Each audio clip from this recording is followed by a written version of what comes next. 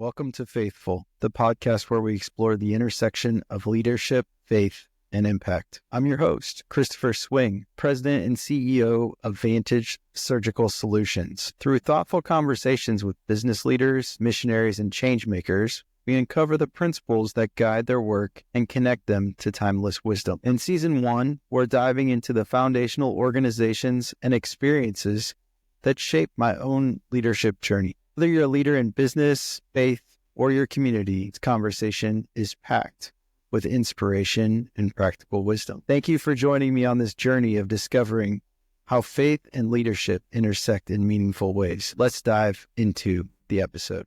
Welcome, everybody. Welcome back to The Faithful. We're so grateful to have Matthew Porter with us and my co-host Ian here today. Ian is recovered from his neck surgery and is well and capable of being with us. So you're going to get an extra dose of excitement today. But really, really happy to have Matthew here. Matthew and I, to give you some intersection, because this foundational season is about my leadership journey and the people that I met along the way and how I got to where I am. Matthew and I crossed paths a few years ago during COVID. We were on a YPO trip, an organization that's important to both of us, young presidents, and really got to know each other. And I got to know his story. And I'll tell you, it's just humbling for me. Humbling because Matthew is in a state of pain every day. And he still gets up and has a great attitude and a desire to be effective for himself and his family. And I don't know what is better in a human than that. And so when I put this together, he was at the very top of the list of the people that I wanted to meet with, because I'm just so appreciative of what he did for me. I was going through my transaction or getting close to my transaction when I met with him. He was offering of his support, and I appreciate that very much. It helped for us to get through our transaction, and now he's actually got a company, and I'm sure we'll get into that as part of this conversation. But welcome to the show, Matthew. Thank you. Thank you for having me. Thank you for the kind words. So one of the things that I always think about when I think about you is there's this part of your life where in 2014 you were diagnosed with MS. You talk about, and in a lot of your interviews, about your daughter and how you became an ultramarathoner. And one of my questions for you is, what do you think the impact, and life has funny ways of getting to where we are, but if your daughter hadn't encouraged you to start running, like what would the impact of MS be on your life today comparatively? Because you became an ultramarathoner in advance of actually your diagnosis. And so I'm sure it may not have mattered, and maybe you would have gotten there eventually afterwards, but just tell us, like, what do you think that ability to be effective and in shape at the time in which you were diagnosed, how did that affect you and maybe your journey with MS? Yeah, I was diagnosed 4.5 years exactly to the day after my first attempt to go for a run, which was probably running a quarter of a mile in 0.05 segments, starting, stopping, did the couch to 5K. If anybody's ever done that, but it's actually how I started doing the couch to 5K. And it was exactly 4.5 years later. I walked into that doctor's office and I knew I was going to get diagnosed with MS. There was no doubt. My wife was the ordering physician on the MRI. She was the one that delivered the news to me that I had 38 lesions on my brain and spine, and they, quote, stopped counting. That's actually what the radiological report says. And I knew that I was going to get diagnosed that day. She knew I was going to get diagnosed that day. My MS doctor, who's an amazing human being and actually treats the patient and the person, not just the disease, walked into the office and questioned if he had the right patient in front of him. Because 38 lesions, a lot in the mobility area of my brain and spine, there's not really a clinical explanation of how I'm capable of walking. Realistically, that could disappear in a moment, and it could have disappeared before I even was diagnosed. But to me, the running and the ultra running and the physical fitness are a big portion of why I can do what I can do, even at the base level. I jokingly tell people all the time, I'm trying to do the extraordinary today so I can do the ordinary in 20 years. And the ordinary in 20 years is walking my daughter down the aisle somewhere over the next 2 decades and being there for my grandkids and carrying them. But if it wasn't for that, if it wasn't for the running, it wasn't for the physical, I don't think I'd walk today. So how do you think later on in life, I mean, your daughter gave you an amazing gift, right? Didn't feel like it when she called me squishy. I want to be clear. Did not feel like it. I'm positive that's true, right? But I mean, if you think about it, like how amazing is that your offspring is probably what's given you the gift and the quality of your life that you've had to this point. I've told her, you saved the quality of my life. And those are the words I use. She didn't save my life. She sure as hell saved the quality of it. And I want quality heartbeats every day. So one of the other things that's really intriguing about you to me is you're very focused. So we're all successful business people, and Matt is another level up from my success. But when you think about all of us, we focus like direct on our business, and so often we kind of neglect our own vision and values for our family, and that's something that's really important to you. And I know you even have a personal website where people can go out and they can find it and see what your personal vision and values are. You know, how did you get there? Like what caused you to get to that point? So for background, 2 parts. I've almost always had mentors for almost 20 years. I still have a mentor today, and I serve as mentors to others. And the other background on this is I'm a computer science mathematician by education and trade. So I have this innate nature that I want to reverse engineer things. And those will come into play to answering how we got here. My mentor came into my office one day, and our team had just had our annual strategic planning, and I was excited. And I have this mentor, and he's the former CFO of Planters Peanuts, and he was president of 1-800-Flowers at one point. And he's this older guy, and I'm wanting to impress him about all the work that the team just did and our annual retreat and where we're headed. And I'm super excited. And I go through it all, and he looks at me and he says, well, how does the mission, vision, values of your company, Contigix, align with your personal mission, vision, values that you and your family have? And I start effectively stuttering because I don't have a good answer for this, because I don't have a mission, vision, values for my family. And he looks at me and he says, so what, 15, 20 years you're going to do this? You work 60, 70 hours a week, but for the rest of your life and 168 hours a week, we're going to wing it? That's an approach. I mean, it doesn't sound like a smart approach, but it's still an approach. And I was just massively cut off guard. And on top of that, I now feel slightly deflated because I was super proud of what the team and I had put together. And I was deflated because he was right. And I didn't actually understand that. And I didn't want to live my life like that anymore.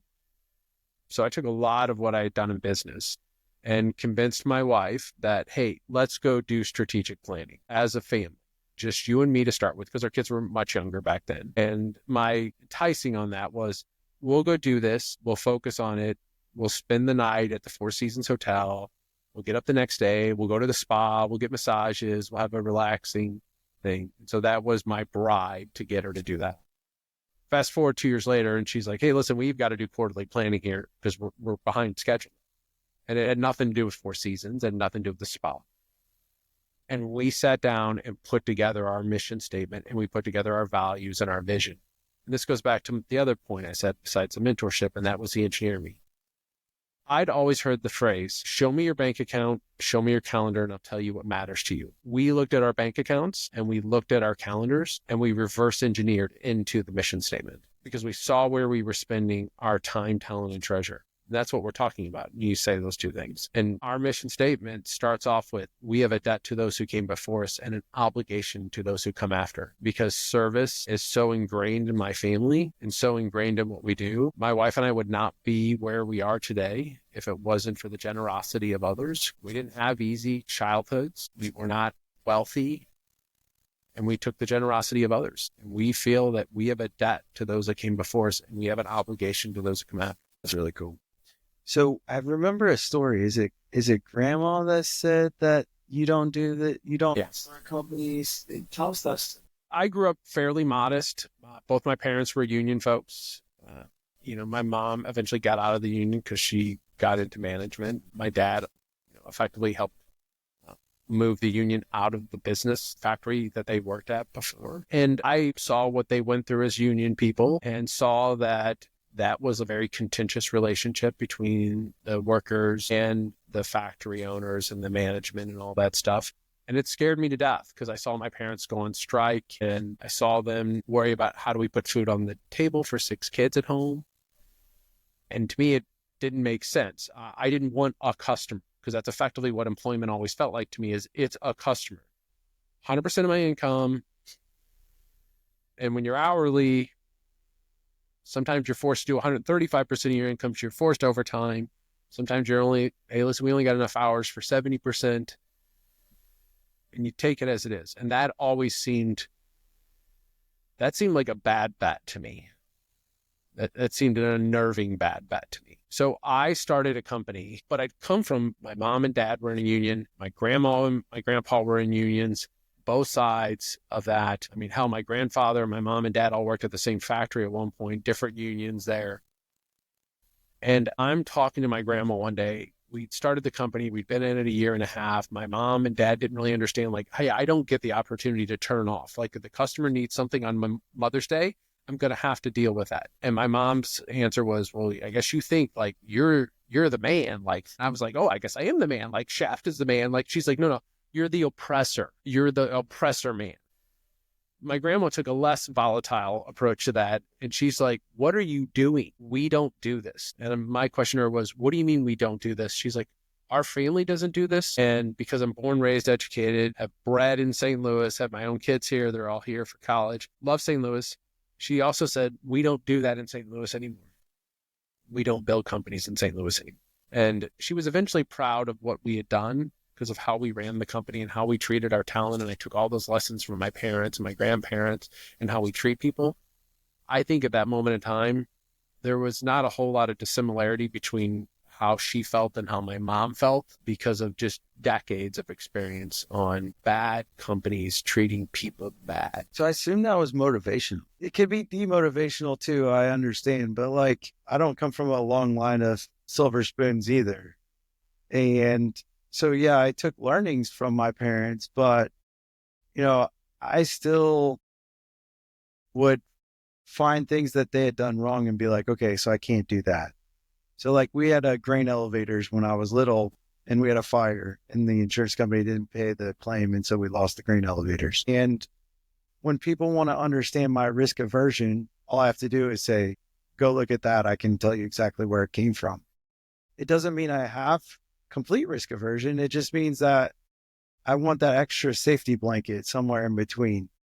And so it's just, so maybe directly. So did you feel like that was demotivating for you at the time? Or did you feel like this was your point where it's like, okay, I need to prove to them that this is what I'm doing and I don't have to be the way that they see it. Right.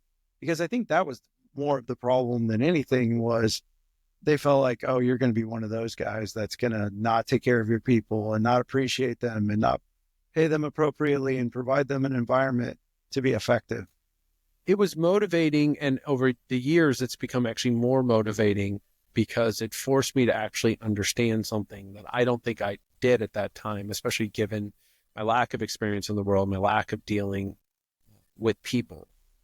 So it was motivating because I wanted to prove myself. I think every kid wants to prove themselves to their parents. They want to know. I don't think anybody thinks about this like directly.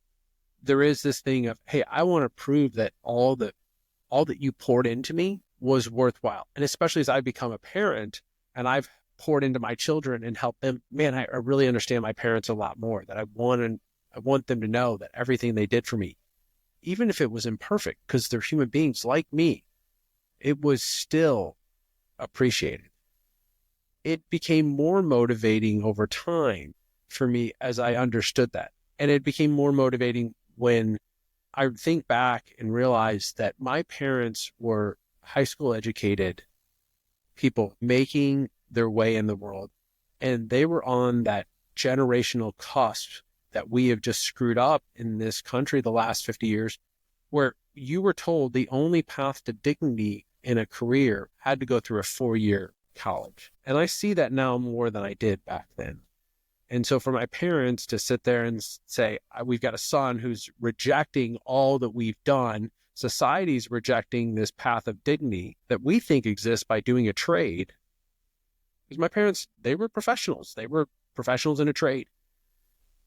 They were seeing that rejected. So to me, that's the harshness that I've had to realize over the past couple of decades. And it sucks. I'm glad I went through it, though. I'm glad that I got to see things from their perspective. I mean, I don't want to get too deep in this, but realistically, I think even if you look at our K through 12 education, it's all designated to create an effective professional employee. Correct. Like there's, think about the fact there's no financial training. I mean, how often do you learn about how to handle money? The perceptions in the United States today are so opposite of reality. As someone who's successful, I'm sure you could appreciate that. Like what they teach us of success is these material things that are meaningless to those of us who have attained success. And it's unfortunate that we've kind of meandered. I would say meandered because it seems like the kids that are graduating today are more inclined to consider trades than they've ever been in the past.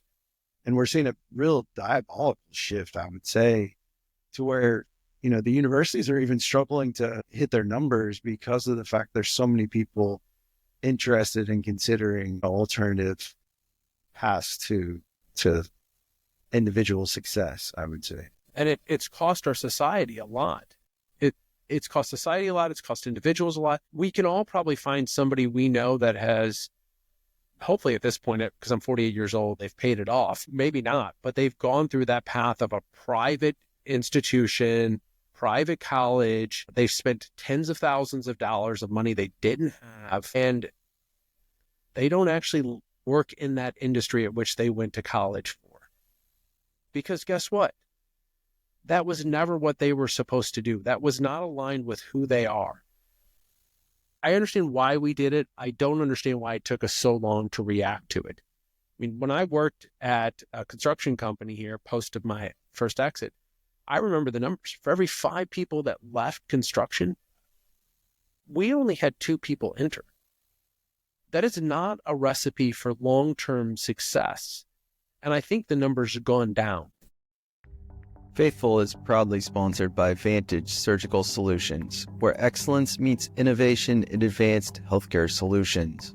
With a foundation built on integrity, creativity, and commitment, Vantage empowers leaders to shape the future, just as we explore leadership through faith on the podcast.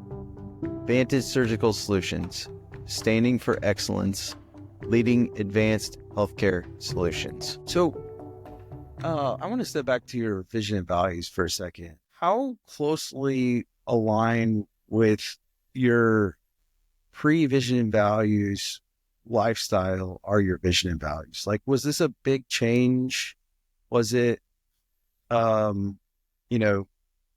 somewhat similar to what you were doing before, or is this a major fork in the road? Like, as you guys live your personal lives? I think it was about 80% what we were already doing and 20% aspirational. And so that aspirational part became almost an accelerant in many ways. Good example of this is we have a core value that says calmness and stillness facilitate happiness. And then it says in parentheses, no effing drama. Like, I don't want drama. I feel like it's just a waste of human capital. It's a waste of EQ and IQ, and it just takes something away from it. Because of that core value, I've watched myself, my wife, I've watched my daughter, I've watched my boys make decisions about what they're involved in. I watched my daughter as a sophomore in high school walk away from her friend group because it was too much drama. I have left organizations and boards because it was too much drama. So what it did was it provided a forcing function that accelerated decisions that we were making without thinking. That it was almost guardrails for us. Did you develop those before you were diagnosed or afterwards? It was before. Interesting. Did they have to change, or have they changed maybe since you originally built your vision and values? They have not changed. They've not changed at all, which is good because I have the mission statement above my bed, and my wife went and bought it one day. She had it done by a lady on Etsy, and she went and drove to, I think, Iowa or Indiana and picked round trip in a day and picked it up. So if I change that, yeah, it's gonna cost more than the Etsy. So how has that impacted your walk with MS? Today, because I'm in a situation where what I choose to do on a day-to-day basis is truly a choice, because I can be in that healthy situation. I look at the first part of that mission statement. We have debt to those, came before us, and an obligation to those come after. And I spend around 40-50% of my time on curing MS with the National MS Society. It costs me a lot of time, talent, and treasure to do such. And I'm doing that knowing that in my heart, and I've actually publicly written about this and publicly stated it, I don't think a cure will come to me. I'm okay with that. I think we're going to see MS, the progression from today to a cure being, we're going to see prevention, we're going to see cease of development, progression of the disease, and then potentially a cure. I don't think we're getting to a cure, which is meaning repair, reversal, remyelination, fixing the metabolic functions of the brain that need to occur. I don't think we're getting there. I think we're going to see the disease burn out because of the first two. So I'm doing all this work knowing that this is probably not going to have a repair possibility for me. Knowing that I hope one day my grandkids, your grandkids, say that MS was an old-timer's disease. My point on this is that human history doesn't repeat itself. Human behavior does. We lost one of two people left that were still in iron lungs last year for a disease that's been forgotten about because we got to prevention. We got to see some progress. And I think the same thing is going to happen with MS. So to me, my mission statement of that is that I do that. The rest of the mission statement, we maximize our life and potential with heart, intelligence, and grit. We do all this together. I live that every day. Like, I spend time mentoring and helping people because I'm trying to maximize my life and potential. The best way I can do that is to get somebody that probably needs to learn the same lessons I've learned. And instead of them going through the experience, I can give them the cheat code and hack and shortcut. Like, hey, this is how it will go down in my experience of what I've gone through. You can choose to go the same path. And then finally, at the end of it, our mission statement ends with the words, mostest. And so it is this word that came about. I love you more. I love you the most. Well, what's after that? I love you mostest. My family and I, my kids, my adult children, we all text each other that word mostest. We own mostest.com. My wife and I have it tattooed on us. She's got the word mostest tattooed on her. I have it on binary in my upper back and the power symbol. I went with binary on a small tangent because the word from 5 feet away looks really close to moistest, and I didn't think that was appropriate. And also, I'm a computer science mathematician geek, and I had my success in computers, so doing it in binary as a power symbol, this is what empowers me. My family seemed to make a lot of sense. But I live that mission statement every day. We talk about it on a regular basis. It's the first thing I see in the morning besides my wife, because it's above our bed, and it's the last thing I see at night. So how has MS affected your leadership? Great question. It has absolutely made me more empathetic. It's made me more empathetic. It's made me a better human being. It's also given me the ability to impact people other than those that directly worked for me. I always hate that term, worked for. It sounds horrible. It's given me the ability to go help others. And I think for me, the legacy I want to leave is not my name on a building. It's who are the souls that we impacted along the way, and who did those souls impact? And to me, that's the heart of leadership. And it's made me a better leader in that way. We've talked about this. I'm, as hard as it is, and there are days that are worse than others, I am still feel like this is a blessing having this. There are plenty of people that will never understand that statement or think that it's me trying to put a good face on something that is not good. And I'll go to bed every night knowing that I genuinely feel that and I genuinely believe it. It's also made me less egocentric. I mean, I'm very clear. My tombstone will say husband, father, friend. It will not say leader. It won't say CEO. It won't say donor, irrespective of what we've done in those areas, what I've done in those areas. You have this very positive, natural, outgoing nature to your personality, very benevolent. I want to help, genuinely want to help people. Have you always been that way? Is that natural? Was there some sort of critical event that happened before a diagnosis that kind of pushed you along that direction? It wasn't a single event. I've not always been that way. Big part of that was actually me trying to feel like I had to prove my value and self-worth. For a long time, that was a driving factor for me. It was probably a course of years and a series of events, including the diagnosis, that got me to change. I also got to a point where, to me, as much as I love computers and I still write code today and still love writing code today, the human equation has become so much more interesting to me, and the impact that one can have on other folks. I mean, even if I want to get it think about this in a selfish manner, Bob comes in one day, I pay him X dollars to be there today. He performs extremely well. Bob comes in tomorrow, performs at 70%, but I'm still paying 100%? Like, how's that remotely fair? To me, why did Bob go from 100% to 70%? It's not like he's malicious. I want to know how I impact him. I want to know how we make his life better. And I didn't always have that approach. It would have been Bob screwing me over. But the human equation is much more interesting to me, and the impact that we can have on people. I used to operate out of a sense of fear that I was going to lose everything. And I do mean everything. I'm not just talking about finances and all that stuff. I'm not talking about my company. I'm talking about everything. And that is just not a point that I want to live my life anymore.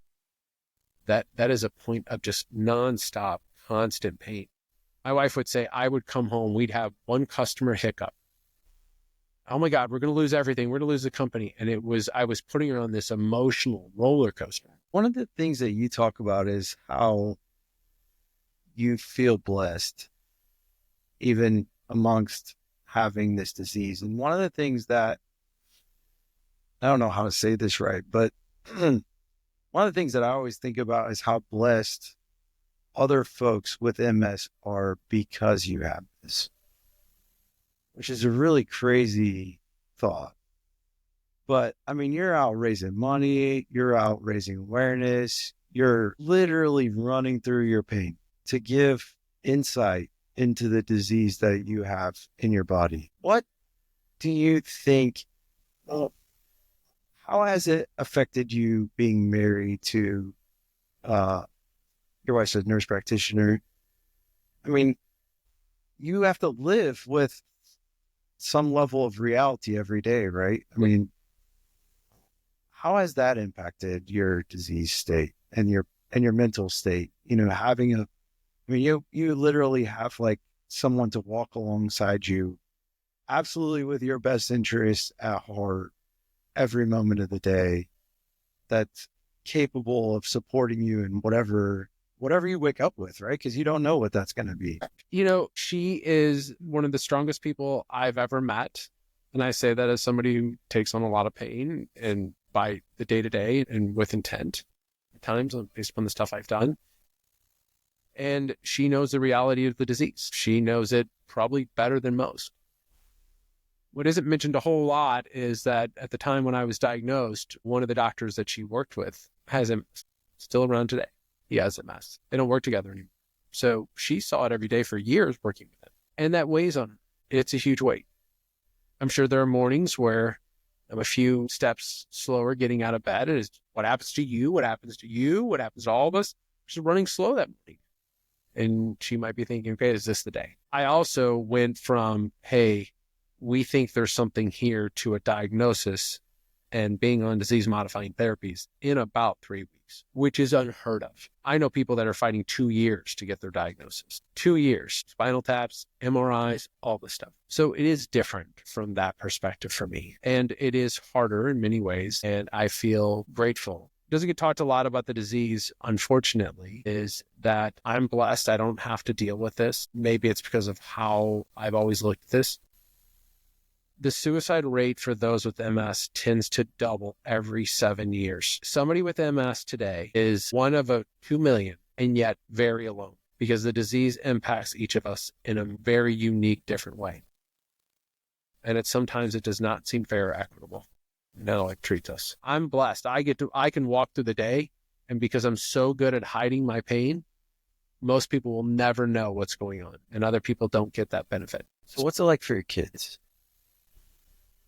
Part of our delay in telling the world was because we needed to figure out how we were going to tell our kids. And we took around 15 months to do that, worked with a therapist. My kids are sequential in age for most of the year. So we didn't want to have a situation where the two older kids or the oldest kid knew and the youngest kid didn't know, where there was disparity between who knew.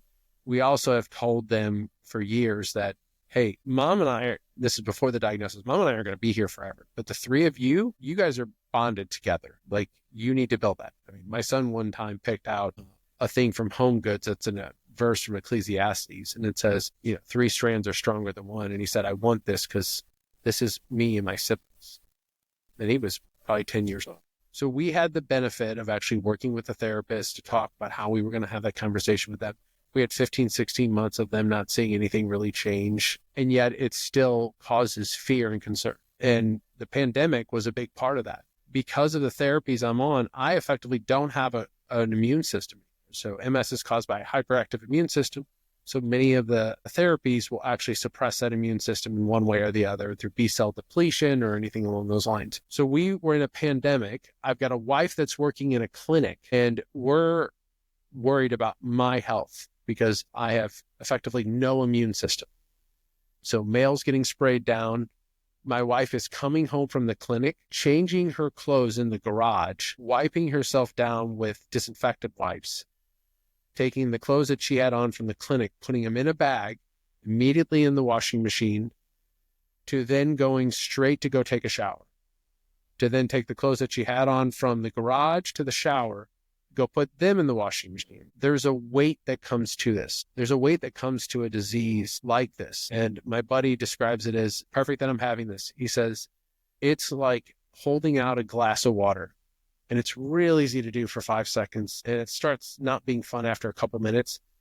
And then you realize you got to do it the rest of your life. So my kids feel that weight. They worry about my immune system. They worry that I'm going to get sick. The 2 times I got COVID, the first time I got COVID, I was the 3rd person in St. Louis to be on Paxlovid under emergency use authorization. 3rd person. I went from I'm running 7 miles to 6 hours later, wondering if I was going to be in the hospital on a ventilator because it happened that fast. That weight goes on them. And at the same time, my kids are working on the MS Society's St. Charles walk here. They've seen their father do incredible stuff and have the disease. So we have in our house, when you walk in the front or in the door through the garage, same garage door that my wife had to strip naked in, there is a Leadville poster it's actually a 3-dimensional wood carving. And you walk in the house, it's right there. And it's been there since the first time I finished. So one day I asked my wife, I said, I know I did that. I don't need that constant reminder. And her statement to me is, that's actually not for you. That is for Avery, Gabe, and Owen. Because I need them to see that no matter what happens, they can still go out and do extraordinary. So you're an uber successful guy. How do you raise the next generation in a way that gives them the opportunities to be as successful or live whatever life that they want, but giving them the drive to chase after a dream similar to what you did in building Contigics, which that's not too long ago. That was outside of the path, right? I mean, from the family. Like, how do you raise good kids? Like, how do you instill those core values and things that you've built around your household into the next generation? We taught when my kids are all at home, because they're all in college now, even though they're here in St. Louis at WashU, we force them to live on campus away. They need to have their space. Don't let them have their cars. So when they were at home, we talked about our mission and our vision and our values on a regular basis. They eventually got involved in our strategic planning. because it was their lives that were impacted by it too. They needed to understand that. Today, we've been very clear with the kids. I say to them, we will leave you an inheritance. Most of it will come from us making the world a better place. The amount when it comes to money, you need to think about it like the backup parachute as a skydiver. If you throw it, you will survive, but you will also walk away with a limp probably the rest of your life. We forced our kids to not have individual cars. They had to share a car. I mean, they all went to private schools where the cost of the tuition was more than a car, and we forced them to do that. They had to negotiate with each other. We put in artificial constructs for them to learn those lessons. I mean, my kids will say this, and this is so weird to say this, and I want to be clear. It feels almost braggadocious to say it. They would say, my parents have money, I'm poor. And for us, the thing that we are giving them is that they will graduate college with zero debt. We also, though, want to be clear, we did not force our kids into college. I was very clear, especially with my youngest, who was undecided his junior year. You have 4 options. You can go to college, you can go to trade school, you can figure out who you are, and the best way to do that is go be of service. So go take a year off and go to Peace Corps or something like that. We'll reconvene in a year. Or you can join the military. And when he said, well, what if I don't want those 4 options? My answer was, well, good news. June 12th, 2 weeks after your high school graduation, you will move out of my house. And I will give you enough money for security deposit and 1 to 3 months of rent, but you're going to need a roommate. And he said, well, I don't know if I'm mature enough to make that decision. Like, how do this? I said, yeah, I don't know if you are either. But Uncle Sam thinks that you're mature enough that at that age, he will train you, pay you, and equip you to kill people. And I think that maturity requires a lot more than getting out of my house. So, yeah. Yeah, amazing how that changes everything, isn't it? Faithful is brought to you by Vantage Surgical Solutions, where we believe in progress through passion. If you're inspired by innovation and excellence in healthcare, we invite you to join our team. At Vantage, we're not just shaping the future of healthcare, we're empowering individuals to make a difference. Visit our careers page to explore opportunities and see if your journey aligns with ours. Vantage Surgical Solutions, where passion meets purpose. So we sent my kids to a camp years ago when they were younger, and it was 2 weeks, and the night before we're going to pick them up. So they got to be put on a plane. They're going to be sent back to St. Louis. And the night before, I get a call from the camp, the woman running the camp. And the woman that owned the camp, I have known for years. We did a program through MIT together. And she bought this because she bought this camp because she was poor as a kid, like dirt poor. And she's like, I wanted to have a camp that I could go to. And so she bought a camp as an adult, as a very wealthy adult. And so we get a call from the camp director and, hey, your kids want to stay another week. And I said, we really want them to come home. We miss them. And we get this, call a couple hours later. Listen, the kids really want to come home. And I said, well, how much is it? And they're like this. He's like, my wife. And I was like, so do you want them to stay? She's like, no, it's not about the money. I want them to come home. So the camp director goes back to my children and they go, well, what did you say to my dad? They said, well, this and this and this. And we said it would be this amount. My youngest goes, that's too much. She's like, what do you mean that's too much? He already gets the friends and family discount. Like, he's like, you need to go back and propose a different price. So it's now like 11 p.m. at night. I get a call from the camp director again, and she's telling me this story. And I'm on speakerphone. My wife and I are laying in bed. And I was like, we have to say yes. She's like, we have to say yes. Because we've told our kids, stick together and everything's negotiable. And I was like, if we say no, we're going to roll back these lessons a decade. And so they were on a Southwest flight. So just went online, rebooked it. Like, damn it. Yeah. But my favorite part of the whole trip is my wife planned out for the 2 boys 2 weeks stays of clothes, and each clothes set is in an individual bag for them for 2 weeks. They come home, half the clothes bags have not been opened up or worn. And I'm not this is not a joke. We're in the car with the luggage. I'm like, what the hell stinks? But half of the bags unopened. My wife's like, I think I'm just going to take it in the backyard and burn it. Yep. It's like, what, the clothes? No, the whole suitcase. That's contagion. I'll snap you out of the I mean, there's some questions just that came up over just listening to the stories. For someone to have had the level of success that you've had, not just in business, but in life, your very successful marriage, successful parent, you got a good relationship with adult children now. So you've had these layers and levels of success. There's a lot of discipline in your stories, a lot of drivenness in your nature. Has that always been the case? So you kind of been this way since you were a kid. You've always kind of thought strategically along these lines. It's always been there to me. Like, I wanted to go do that. I was younger. I was more of a balance of, hey, I'm excited for this for life and everything that has to it. But at the same time, I had this sense of fear, low self-confidence, didn't know who I was.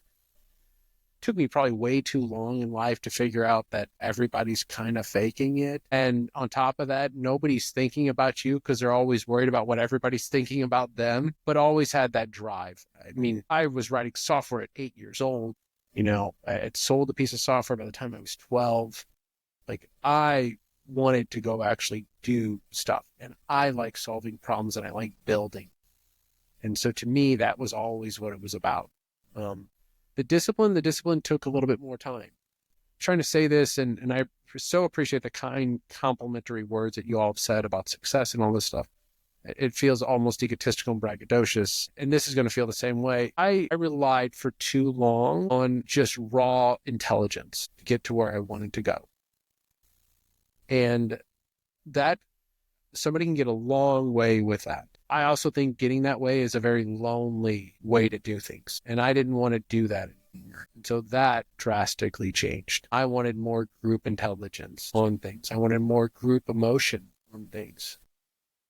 So that has changed. That raw intelligence also allowed me to not be disciplined early on. And what I've come to learn in the last 20 years is that exhausted itself, is that consistency and intensity can accomplish a whole lot more in this world, whether it's just pure success of financials or success of anything, than just raw intelligence. And that takes discipline. I don't know if that made sense. No, that makes perfect sense. In my world, the nonprofit faith-based world, one of the ways that we talk about this is what happens when your talent exceeds your character. And you've got these very gifted leaders, very, very intelligent, very, very driven, super smart, high EQ, IQ, all of that. They're just nasty people. And you meet them and you go, I don't want to be like you when I grow up, and their success is always limited. That they have their day, but it's never a long-term day. So talk for a little bit about the role of character, just who you are as a person, combining with that sense of discipline and drive. I hope that most people will say about me, Matthew has integrity, because that integrity means that I am aligned with what I've said and what I've done. And that to me is what's the most important part of this. That's what I want at the end of the day. That is a reflection of character more than anything else. When somebody's willing to take the pain of doing what is aligned with their character, really, truly not just saying it, but actually doing it, is what makes the difference.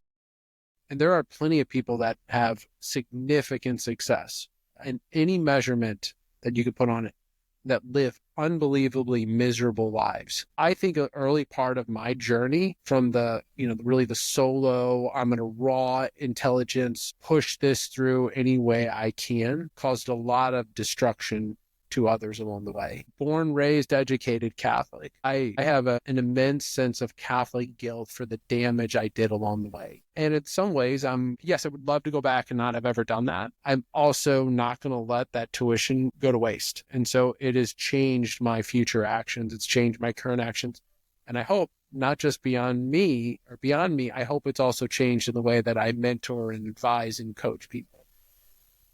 because I'm willing to say, let me tell you how I screwed up. Let me tell you how I hurt people. Yeah. That is character. To me, that is the character of, hey, listen, I just don't want that to ever happen again, that I'm willing to actually, admit how broken I was and currently am. You have this, as you talk about people and business, and the things that you've done, many of the concepts that you talk about, even discipline and integrity, character, honesty, brokenness. Let me tell you how I've hurt people, that kind of stuff. A lot of those principles, a lot of those characteristics, though not exclusively, have maybe a bit of faith-based background to them. That's not true with all people, certainly true with some. So you mentioned you've got this Catholic foundation. Is there some positive sense? You mentioned the guilt maybe as a negative sense, but is there a positive sense in which some of that certainly influenced a desire for integrity, a desire for honesty, that your faith matters in the background foundational elements of life? We do talk about faith and the construct that God created faith, man created religion. Yeah. I mean, what's the Voltaire quote? God, made man in his own image and man returned the favor. I've actually even said, to my kids multiple times, I think about the way I speak to my dog is probably the way God speaks to humans. Like, my dog kind of understands what sit means. I mean, she's lazy as can be. So, I mean, I think she understands it, just looks at me like, you're a dummy. I'm not doing that. But we're poor at translating it when it comes to the words. When it comes to what is good, I think we're excellent translators of that. And so to me, that is what the core of faith is. Yeah. I'm willing, my family's willing, my kids are willing, my wife, she's willing. We're willing to do the stuff that is aligned for the better good, even at the pain of ourselves. I mean, not always. We're imperfect. We're human beings. We're so imperfect. And it's a beautiful thing that we're imperfect. And I love that. Many times we're willing to do that hard stuff. And that comes from faith. I mean, we sold Contigix when I did not want to sell Contigix the first time. Our first transaction, I did not want to do that transaction at all. And the reason why we did that transaction, and just to be clear, I prospered from it. Don't want to strip that away. Don't want to not have that be explicitly stated. I prospered. The reason why we did that transaction was because of the values of the company. And it was one specific value that mattered more than anything else at the time: rapid accelerated growth. And the rapid accelerated growth core value was not about the top line or bottom line. It was about the growth of our people, our stakeholders. The way we rated that was our talent, our team came before anything else. We were not going to get our minority shareholders to take the next leap of faith with us. And that was a failure on my part because I screwed that up along the way. We weren't going to get them to do that next step, and we needed to honor that core value. So when the opportunity came, what does character say? Character says we're going to follow the core value, because the opposite of that is ego and pride. And ego pride is, hey, no, you're not kicking me out. I'm staying around, even if it means I got to burn everybody else down, and I'm not going to honor this core value. And it sucked, and it was painful. I think people underestimate in all fields the price of integrity. It costs. If you're really going to live out your values, there is a cost to that. Now, there's certainly a price tag to not do that. That's far worse to pay. But like, this is a very real thing, that to ask the question, what does integrity demand? If you're going to say this is what this demands. You don't really have a choice here. Even at least a reasonable, logical one. But if people can grasp onto that, that's world-changing stuff. That this is what integrity demands. Therefore, the decision is made for me. What's crazy to me, I'm probably going to offend somebody listening to this podcast. Hopefully it's nobody in this room, but I'm still going to say it. I do not like when organizations put integrity as a core value. I just do not like that. To me, that's like me saying, hey, you know what my core value is? I convert oxygen to carbon dioxide. It just feels so much of what we should be doing, foundationally what we should be doing for life and heartbeats and breath, that I don't think it needs to be said. I mean, you want to know who had a core value of integrity? Enron. How's that going? I don't think it should be listed as a core value because you should just have it. The deal with it is, though, when you sit there and say that it is so foundational, that means that you're going to sit there and say, I'm going to take pain in the short term when necessary to uphold this, knowing that I'm not going to have potentially that long-term pain. Because I think the lack of integrity is what causes long-term pain. Yeah, absolutely. So when you step back and you think about the people who've impacted you along your journey, who are some of the people that come to the top of your mind? Not only who helped you to become who you are, but who helped you to take these different steps and enable your success along the way. So my favorite starting point on this is going to be my grandfather, Charles, who I call Popo. Popo went out and bought an Apple IIe computer for me when I was 6 years old. And depending upon the age of your audience, this is going to seem really weird when I tell you the next part. My grandma was frustrated and mad because he paid about $6,000 in 1982-83, and my grandfather probably made $23,000, maybe $28,000. By the way, those are both before tax numbers. So one's going up and one's going down. So a significant amount of money. And my grandma's words were, when he gave it to me, what is he going to do? Is he going to become a typist? Because that was the term. I mean, some secretaries, that was a term used at the time, were typists. Not all typists were secretaries. There were just people that typed. He had that. It pains me that he passed away when I was in high school. So we never got to see that his belief that this was the future for me and for the world would come to fruition. So Popo was a big one. My uncle, who passed away from Lou Gehrig's disease, and I watched him fight at the very end of his life to survive longer than the average for days. The mentors I've had along the way, Howard, who was a CFO at Planters Peanuts, my business partner, who 6 weeks after we did our first transaction, really hammered home one of the biggest lessons that I had refused to learn for decades. This is what I love about the universe, God, whatever you want to call it. If there's an important lesson for you to learn, you will get that opportunity over and over and over again. You just won't like the increase in the cost.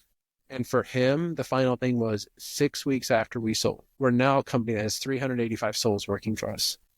He is there at the company. I am not. I sold on Sunday and walked out on Tuesday. He's still there. 6 weeks after we sold, he said, never wanted it to get this big. I just thought it'd be you and me and a couple folks. There are 385 people that work at the company now. Why didn't you say something? And he said, you were CEO, chairman, and controller of our holding company. It was your responsibility to ask. Why didn't you ask? My point on this is that the lawsuit I got into with my minority shareholders, every single problem I've had with people along the way, oftentimes come down to failed expectations. I didn't understand theirs. I didn't give them mine. And I didn't rinse and repeat that cycle. So Craig taught me that lesson. And he did it in a kind way. One of the other questions that comes to mind is, how would your life have been different if you were privileged as a kid in your mind?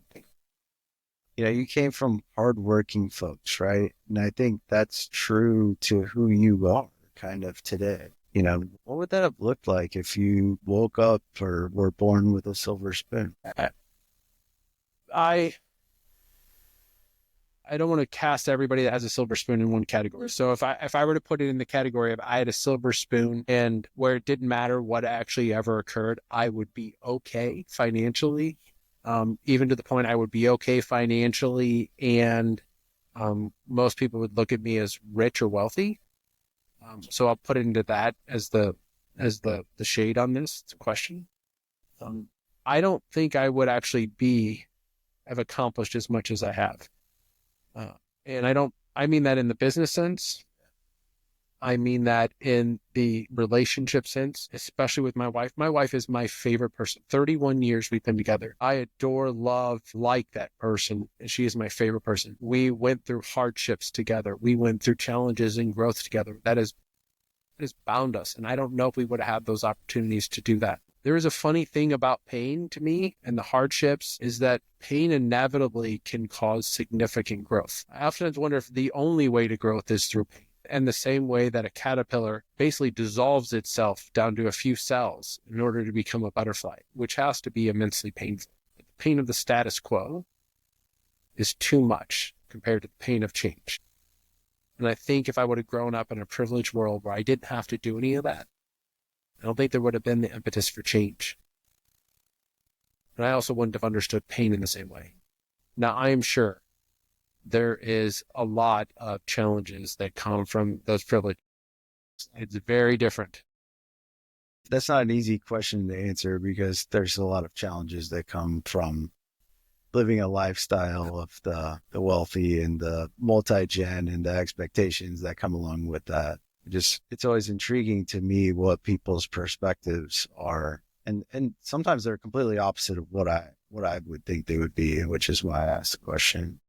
I'm good and comfortable and okay with the way I grew up. I mean, I got to see my wife help put herself through high school, in college. I got to see her become the woman she is today. I mean, what a damn gift. And this is a woman whose childhood home through high school and college was actually hit by drive-by shootings. We know what being on the public safety system looks like. I am super appreciative for what we have here in this country. I did my final transaction last year. Do I want to pay the taxes?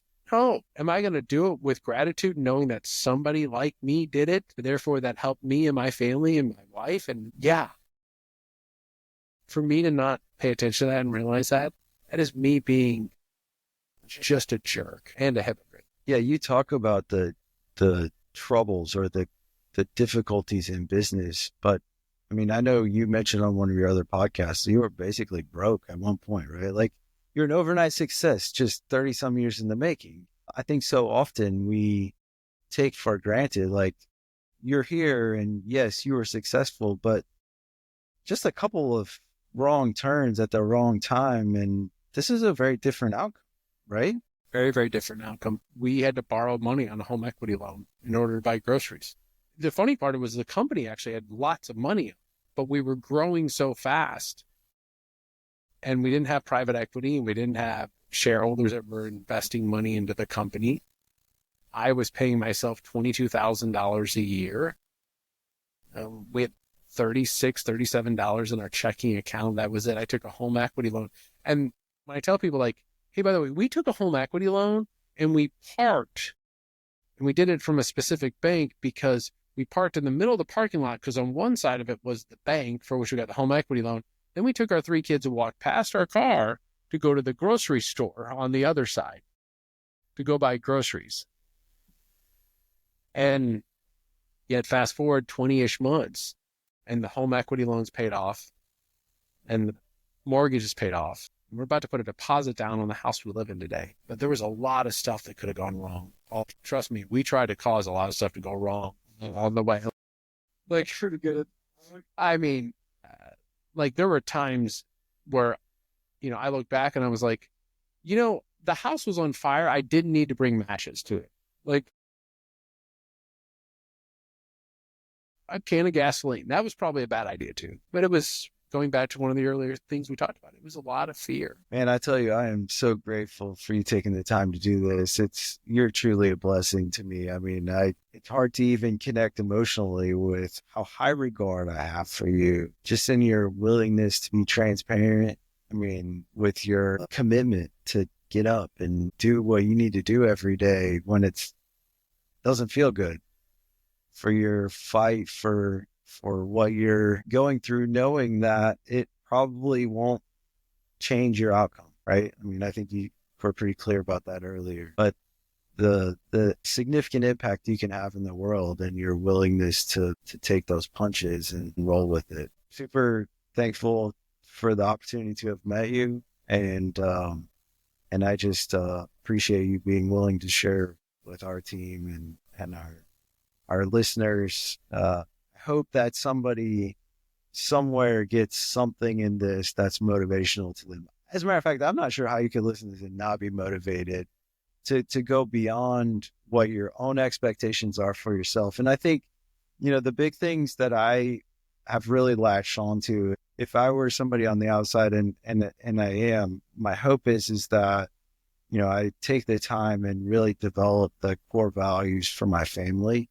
I feel like I do a great job of working on the business. And then it's like the family gets the leftovers almost, you know, and so it's time to kind of put the horse before the cart and straighten that out. And I just think that there's so many things, so many pieces in this that you guys can grab motivation from and go out and do something amazing for somebody. I thank you for the time. It's really cool.